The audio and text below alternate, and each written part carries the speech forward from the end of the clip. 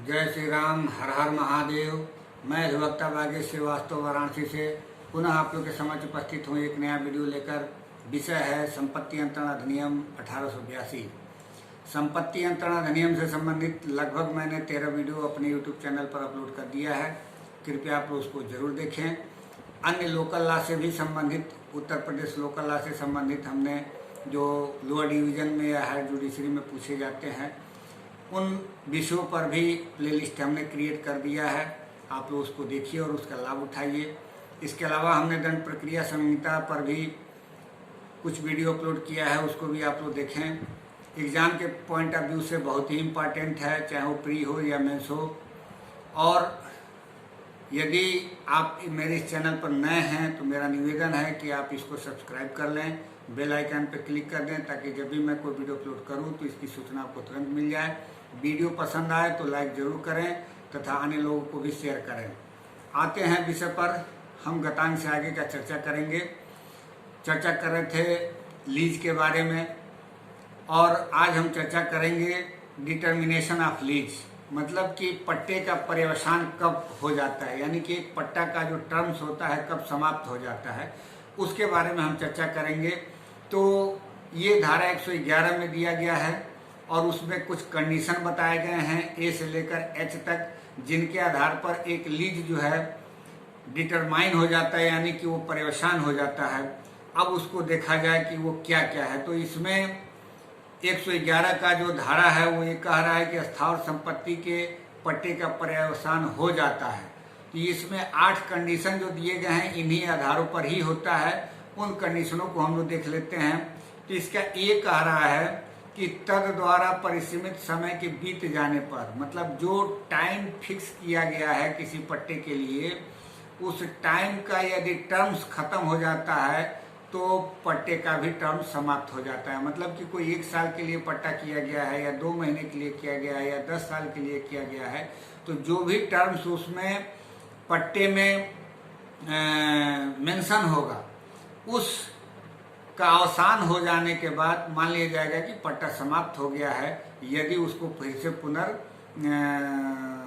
उसका जो है पुनर्पट्टा नहीं किया जाता है। तो अब दूसरा कंडीशन ये कह रहा है इसका बी कि जहां की ऐसा समय किसी घटना के घटित होने की शर्त पर सीमित है, वहां ऐसी घटना के घटित होने पर, मतलब कि किसी पट्टा का एग्जीक्यूशन किसी घटना के ऊपर डिपेंड करता है। मतलब कि कोई ऐसी शर्त लगाई गई है कि वो घटना घटित हो जाएगा तो वो पट्टा अपने आप समाप्त हो जाएगा। जैसे कि मान लीजिए कि पट्टाकर्ता और पट्टेदार द्वारा ऐसा टर्म्स हो कि मेरे जीवन काल तक ही आपको पट्टा दिया जाएगा, तो अब जो ही उसका डेथ हो जाता है पट्टेकर्ता का तो पट्टा ऐसे ही समाप्त हो जाएगा। तो ये यही कह रहा है इसका जो बी है उदाहरण के रूप में कि कोई उसमें घटना मेंशन किया गया है उस पट्टे के ट्रांजैक्शन में और वो घटना घटित हो जाती है तो पट्टे का पर्यवसान हो जाता है। दूसरा ये कह रहा है कि जहां की उस संपत्ति से पट्टाकर्ता के हित का पर्यवसान किसी घटना के घटित पर होता है या उसका व्ययन करने की शक्ति का विस्तार किसी घटना के घटित होने तक ही है, वहां ऐसी घटना घटित होने से, जैसे कि कोई ऐसा पट्टा करता है अपने संपत्ति को विक्रय कर देता है, तो जो ही वो विक्रय करता है तो उसकी पट्टाकर्ता की हैसियत उस पर से समाप्त हो जाती है। तो जब तक नवीनीकरण नहीं हो जाता है नए क्रेता के द्वारा, जो फर्दरेंस परचेजर है उसके द्वारा, अगर जो उसका नवीनीकरण नहीं किया जाता है तो ये मान लिया जाएगा कि लीज समाप्त हो गया है। इसका सी यही कह रहा है। अब डी कह रहा है कि उस दशा में जबकि संपूर्ण संपत्ति में पट्टेदार और पट्टाकर्ता के हित एक ही व्यक्ति में एक ही समय एक ही अधिकार के नाते निहित हो जाते हैं।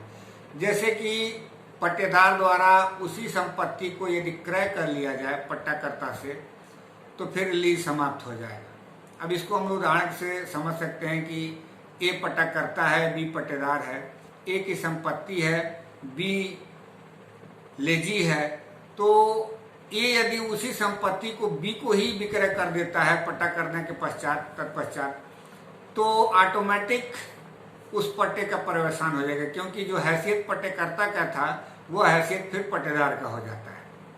यही बात ये कह रहा है। दूसरा इसका अब इसके बाद से है इसका ई कि अभिव्यक्त अभ्यर्पण द्वारा, अर्थात उस दशा में जबकि पट्टेदार पट्टे के अधीन अपना हित पारस्परिक करार द्वारा पट्टाकर्ता के प्रति छोड़ देता है। तो देखिए इसमें ई और एफ दो तरह के दिए गए। ई में एक्सप्रेस सरेंडर की बात कही गई है और एफ में इम्प्लाइड सरेंडर की बात कही गई। तो एक्सप्रेस क्या होगा? एक्सप्रेस का मतलब होता है कि पट्टेदार और पट्टाकर्ता दोनों इस बात पे सहमत हो जाते हैं और खुद पट्टेदार उस लीज को सरेंडर कर देता है, यानी कि एग्रीमेंट के माध्यम से टर्म्स कंडीशन रखते हुए उसको सरेंडर कर देता है। तो ये ई में दिया गया है कि इसको एक्सप्रेस सरेंडर बोला जाता है और सरेंडर करता कौन है? पट्टेदार करता है।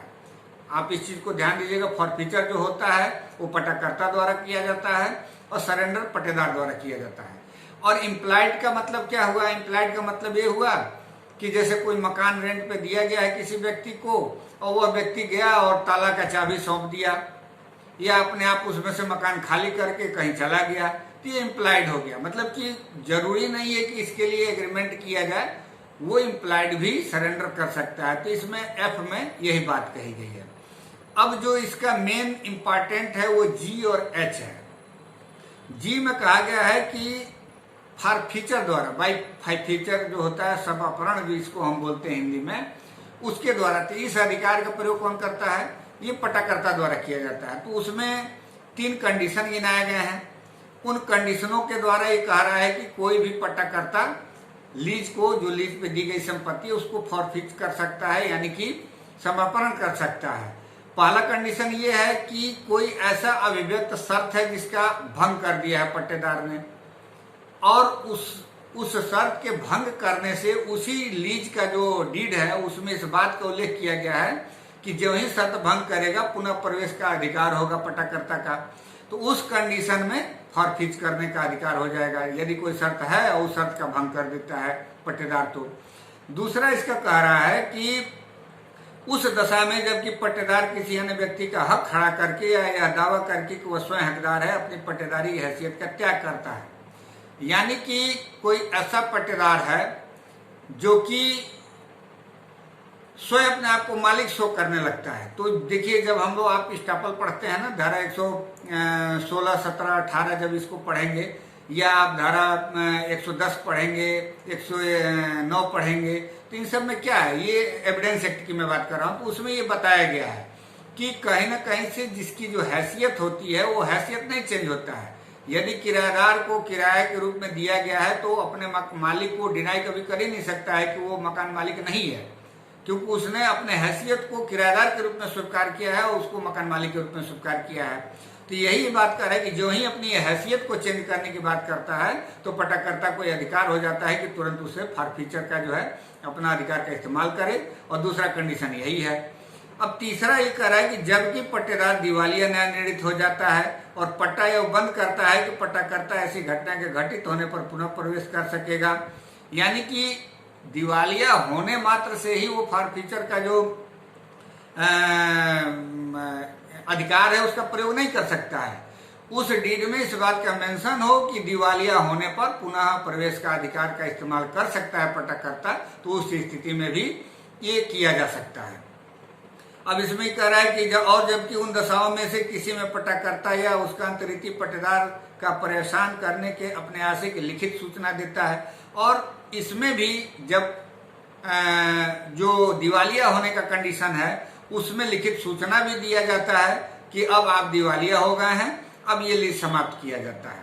और इसका आखिरी है जो एच है कि पट्टे का परेशान करने या पट्टे पर दी गई संपत्ति को छोड़ देने या छोड़ देने के आशय की एक पक्षकार द्वारा दूसरे पक्षकार को सम्यक रूप से दी गई सूचना के अवसान होने पर। मतलब इसके कहने का ये है कि जो अभी हम लोग देखे थे मासानुमासी और वर्षानुवर्षी के पट्टे का जो सूचना के द्वारा अवसान किया जाता है, तो इसमें ये प्रक्रिया ये भी है कि सूचना के द्वारा भी पट्टे का अवसान किया जा सकता है। यदि पट्टेदार द्वारा या पट्टाकर्ता द्वारा जो भी उसमें जैसी भी स्थिति हो सूचना दे दिया जाता है, तो सूचना देने के पश्चात उस पट्टे का परेशान हो जाता है।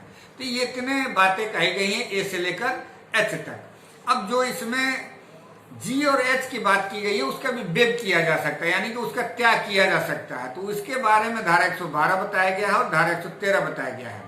यानी कि सूचना जो दिया जा रहा है उसका वेब कैसे किया जा सकता है वो धारा 113 में दिया गया है, और जो फॉरफीचर का राइट है उसके बारे में धारा 112 बताता है।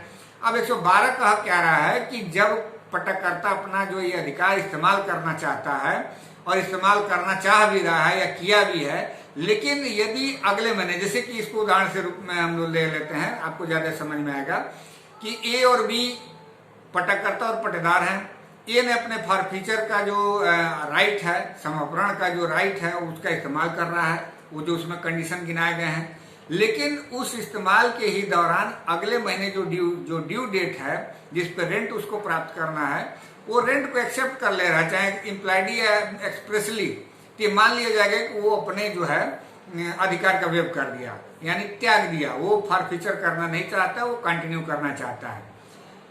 तो अब जैसे मान लीजिए कि ए और बी उदाहरण के रूप में हम लिए, बी अपने हक का जो है इस्तेमाल करता है कि नहीं ये हम किराएदार के रूप में नहीं, हम मकान मालिक के रूप में हैं, या किसी दूसरे को हक खड़ा करा कर देता है कि नहीं आप मकान मालिक नहीं है, कोई तीसरा है, सी है। अब उस दशा में क्या करता है कि फिर अगले महीने बी उस ए को पुनः किराया देने लगता है और वो किराया भी एक्सेप्ट कर लेता है। तो जो इनका फॉरफीचर का अधिकार था वो वेव हो जाता है। यही बात धारा 112 में कही गई। लेकिन एक बात इसमें प्रोविजो है, प्रोविजो ये कह रहा है कि यदि इसने वाद दाखिल कर दिया है पटककर्ता ने, और वाद दाखिल करने के दौरान यदि पट्टेदार द्वारा निक्षेप किया जाता है न्यायालय में और उस पैसे को यदि एक्सेप्ट कर लेता है पट्टेकर्ता, तो इसका मतलब कतई ये नहीं होगा कि उसने अपने फॉरफीचर का अधिकार का वेव कर दिया है, क्योंकि ये न्यायालय में डिपॉजिट किया गया है। अब सूचना की बात देख लीजिए, सूचना कैसे वेव होता है। तो इसमें भी कुछ कार्य ऐसे किए जा सकते हैं जिसके आधार पर मान लीजिएगा कि सूचना का भी अपना वेव कर दिया। जैसे मान लीजिए कि दो कंडीशन होता है, जैसे पट्टाकर्ता ने एक सूचना दिया कि आपको 15 दिन के अंदर इसको लीज को समाप्त मान लिया जाएगा, आप खाली कर दीजिएगा, और पता चलता है कि उस 15 दिन के बाद फिर पट्टाकर्ता ने पट्टेदार से जो उसका रेंट है उसको ले लेता है। तो यहाँ पे ये सूचना उसका कोई मायने नहीं रखता है, माना जाएगा कि सूचना का वेव कर दिया। दूसरा वो क्या करता है कि जैसे कोई 15 दिन की सूचना दी गई, 15 दिन का समय भी बीत गया और पुनः उसने फिर एक नोटिस भेज दिया, तो नोटिस जो ही दूसरा वो भेजेगा पहला अपने आप वेव हो जाएगा। तो इस प्रकार से धारा 113 में दिया गया है। मुझे आशा है कि मेरी बातों को आप लोग को जरूर समझ में आया होगा। कृपया आप लोग जरूर पढ़ें, वीडियो लंबा हो जाएगा। अपने वीडियो को मैं यहीं रोकना चाहता हूं, मिलते हैं अगले वीडियो में, तब तक के लिए इजाजत दीजिए, धन्यवाद।